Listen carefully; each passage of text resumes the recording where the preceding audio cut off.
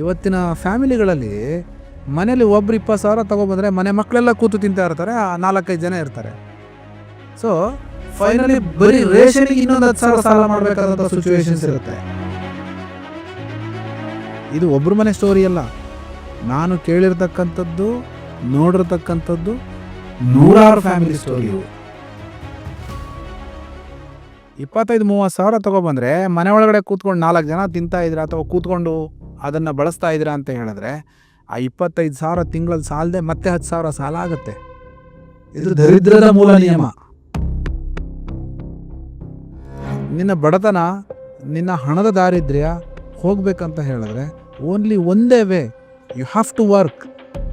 ಚಾಣಾಕ್ಷದಿಂದ ಕೆಲಸ ಮಾಡಬೇಕು, ಧೈರ್ಯವಾಗಿ ಮುನ್ನುಗ್ಗಬೇಕು, ಅದೇ ಸಂಪತ್ತಿಗೆ ದಾರಿ. ಇದು ಯಾವುದೂ ಇಲ್ಲ, ನನಗೆ ಕಷ್ಟ, ನಾನು ಕೆಲಸ ಮಾಡೋಕ್ಕಾಗಲ್ಲ, ಆಗಲ್ಲ ಆಗಲ್ಲ ಆಗಲ್ಲ ಆಗಲ್ಲ ಅಂತ ಸತ್ತೋಗ್ತೀವಿ ಒಂದಿನ. ಸತ್ತ ಮೇಲೆ ಏನು ಬರಲ್ಲ, ಮಣ್ಣು. 4 ಜನ ಬರ್ತಾರೆ, ಅಪ್ಪ ದೇವರಿದ್ದಂಗಿದ್ದ ಕಣ ಅಂತಾರೆ, ಹೋಗ್ತಾ ಇರ್ತಾರೆ. ಆದರೆ ವೇರ್ ಈಸ್ ಯುವರ್ ಐಡೆಂಟಿಟಿ?